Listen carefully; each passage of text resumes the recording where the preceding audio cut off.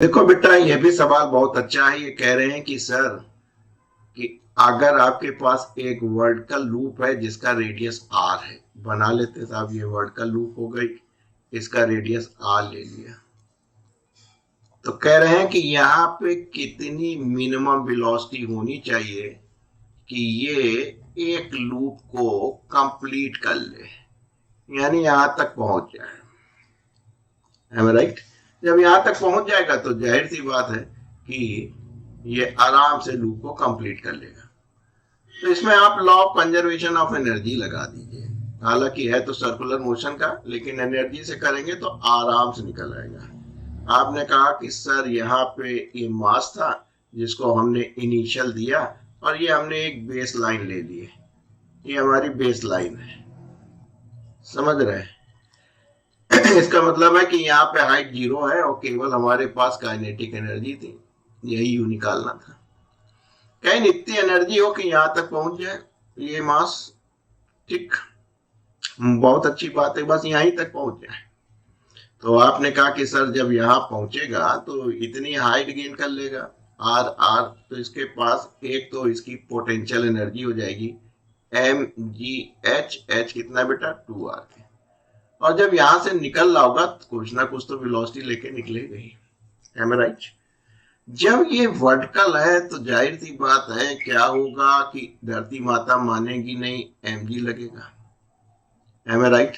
और यहाँ पे जो है, अगर ये किसी स्ट्रिंग से है तो जाहिर सी बात है कि यहाँ पे एक वेलोसिटी है, रेडियस है, मास है, तो एक सेंट्रीफ्यूगल फोर्स लगेगा, जिसकी वजह से इकाई से जुड़े हैं body enter in vertical loop of radius are.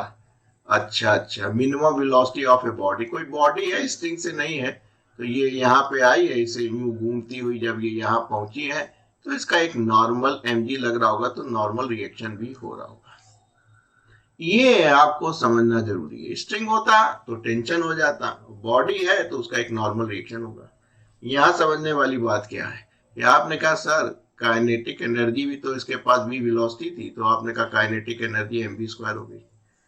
इतनी जहद हम किस लिए कर रहे हैं? v² को निकालने के लिए कर रहे हैं, क्योंकि m की तो जरूरत नहीं है, कट गया बेटा, और 2 से मल्टीप्लाई कर देंगे तो u² बराबर, यहाँ 2 पहले से था, 4gr हो जाएगा, और यहाँ v² हो जाएगा।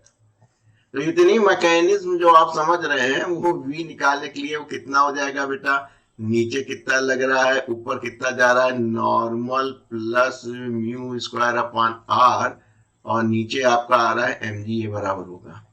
यहां देखिए क्या कह रहे हैं कि just complete the loop, complete करनी लूप, 2 बार 3 बार चक्कर नहीं लगानी है, जस्ट कंप्लीट द लूप का मतलब है कि n बराबर यहाँ पे नॉर्मल रिएक्शन 0 हो जाए, वेलोसिटी ना 0 हो। वेलोसिटी 0 होगी तो गिर पड़ोगे। देखो, अगर यहाँ पे वेलोसिटी 0 होगी तो गिर पड़ोगे। कंप्लीट करने के लिए वेलोसिटी होगी, और ये दोबारा ना घूम जाओ, इसके लिए आपका n जो है नॉर्मल रिएक्शन ये 0 होना चाहिए, यानी आपको मिल गया mv² अपॉन r बराबर mg, और v² is equal to gr।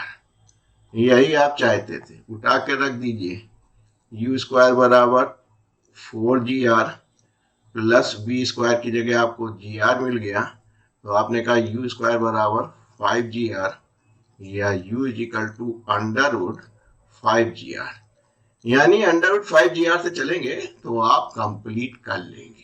है कोई? Yes, second is the correct answer. याद रखिएगा, अगले सवाल में इस डेटा को डायरेक्ट यूज करेंगे।